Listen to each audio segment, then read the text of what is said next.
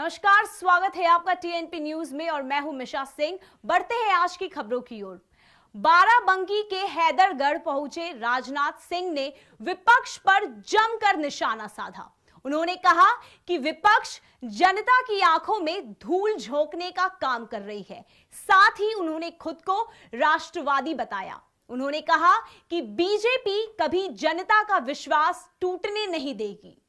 Bharatiya Janata party Hindustan की ऐसी राजनीतिक पार्टी जो कहती है वो करती है।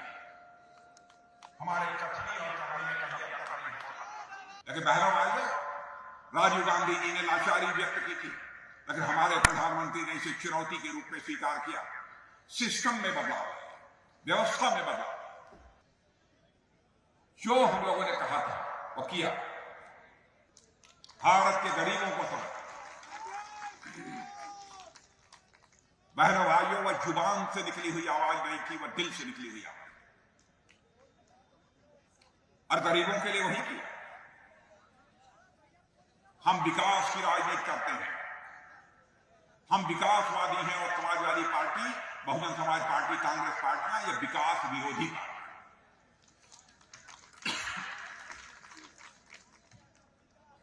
जितना काम हमारी सरकार ने किया है, मैं दावे के साथ कह सकता हूं कि दूसरी सरकारों ने उतना काम नहीं किया।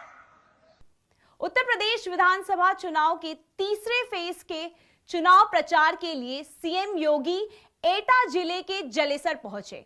इस दौरान उन्होंने जनसभा को संबोधित करते हुए विपक्ष पर जमकर हमला बोला।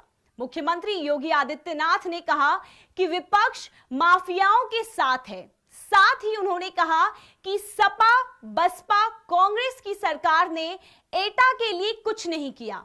इसके साथ ही सीएम ने कहा कि बीजेपी सरकार में गुंडे माफियाओं पर कार्रवाई हो रही है और उन लोगों पर इसी तरह बुलडोजर चलता रहेगा। आगे विपक्ष को घेरते हुए सीएम ने कहा कि सपा, बसपा, कांग्रेस सब एक जैसे हैं। भाइयों बहनों, ये जनपद यहां पर इससे पहले 2017 के पहले सत्ता के द्वारा प्रायोजित अपराधियों, पेशेवर माफियाओं के गुंडागिर्दी और अराजकता का अड्डा था। आपने 2017 के बाद एटा जनपद के उन कुख्यात माफियाओं के ऊपर सरकार का बुलडोजर चलते हुए देखा होगा और उनकी संपत्ति को जब्त होते हुए भी देखा होगा। बीजेपी ने मुख्तार अंसारी के दुश्मन कहे जाने वाले अशोक सिंह को सदर विधानसभा सीट से प्रत्याशी बनाया है।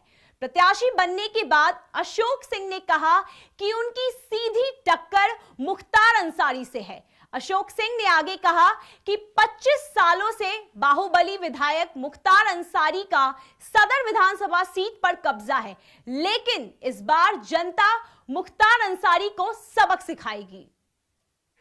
वक्त हो चुका है एक छोटे से ब्रेक का। ब्रेक के इस बार खबरों का सिलसिला यूं ही जारी रहेगा।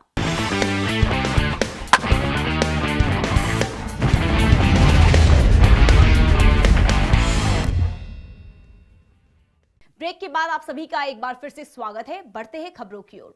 हाथरस पहुंचे सपा प्रमुख अखिलेश यादव ने सिकंदराराव विधानसभा में चुनावी सभा को संबोधित किया।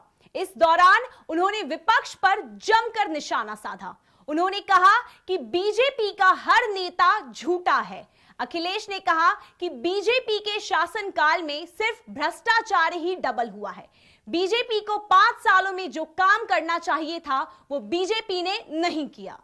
किसान और नौजवानों ने और जिस तरीके से व्यापारियों ने साथ दिया है, भारतीय जनता पार्टी का सफाया हो चुका है। और ये बात इसलिए मानिए कि जैसे ही पहले चरण का चुनाव खत्म हुआ है, भारतीय जनता पार्टी के नेताओं की भाषा बदल गई है। पोस्टर गर्ल अदिति सिंह ने कांग्रेस पर बड़ा हमला बोला है। अदिति सिंह ने कहा कि कांग्रेस बौखलाहट में है, जिसकी वजह से पार्टी अश्लीलता पर उतर आई है। अदिति सिंह ने आरोप लगाते हुए कहा कि कांग्रेस पार्टी उनकी अश्लील पिक्चर बनवाकर मीडिया हाउस के जरिए वायरल करवा रही है। साथ ही उन्होंने कहा कि कांग्रेस राजनीति के नाम पर बेटियों को बदनाम करने का काम कर रही है।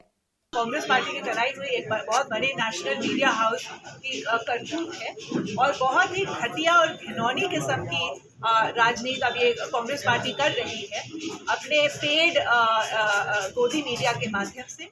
और बहुत ही ये तौहीन है, ये बहुत ही शर्मिंदगी की बात है रायबरेली के लिए, रायबरेली की महिलाओं के लिए, रायबरेली की बेटियों के लिए कि आप ऐसी हरकतें कर रहे हैं। वाकई ऐसा लग रहा है कि इतने बौखलाए हुए हैं ये कांग्रेस वाले, ये जानते हुए कि उत्तर प्रदेश में सारी सीटें हार रहे हैं कि अब ये किसी भी हद तक गिर सकते हैं।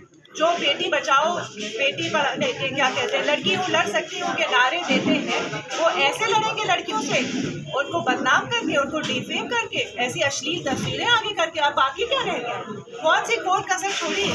कल मैंने भी जो कहा था, आप और कितना गिरेंगे? राजनीति करनी है तो आप विचारों की करिए, आप अन्य तरीके से करिए, आप चुनाव लड़के करिए, जो आप करना चाहते हैं वो करिए। पर इस टाइप की चीजें इतना ज्यादा राजनीतिक स्तर गिराने वाले ये कुछ मीडिया हाउस और कांग्रेस पार्टी, इनकी मैं बहुत ज्यादा नेगेटिव उस पर जा रहा है और इनको मैं बस यही कहना चाहूँगी कि इसमें मैं पूरा लीगल एक्शन लूँगी, जितना हो सकता है मैं पूरा लीगल एक्शन लूँगी, इलेक्शन कमीशन को शिकायत भी करूँगी। ये टाइप की चीज़ें बिल्कुल पूरी तरीके से हमारे समाज, हमारे संस्कृति, हर चीज़ के खिलाफ जाते हैं। और जिसके भी बहन बेटियां हैं, घर में महिलाएं हैं, वो समझ सकता है कि कितनी दुखद है ये चीज़। अगर आज की तारीख में आप कह रहे हैं कि भाई बेटियों को बढ़ना चाहिए, लड़कियों को लड़ना चाहिए, कैसे लड़ेंगी लड़कियां जब बाहर ये आप इन सारी चीज़ों से उनको नवाजेंगी?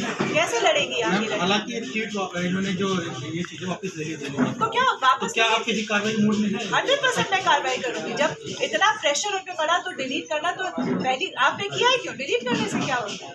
आप पब्लिक फोरम पे अपॉलॉजी मांगिए और इसको मैं पूरी तरीके से एक्शन लूँ। ऐसा क्यों किया जा रहा है? मार डाले और फिर कहे सॉरी आपको मार डाला, सॉरी मर्डर हो गया, तो क्या माफी मिल जाएगी? इसके पीछे कांग्रेस की मंशा क्या है? इसके पीछे कांग्रेस की बस आज के लिए बस इतना ही। देश और विदेश की तमाम खबरें देखने के लिए बने रहिए TNP न्यूज के साथ।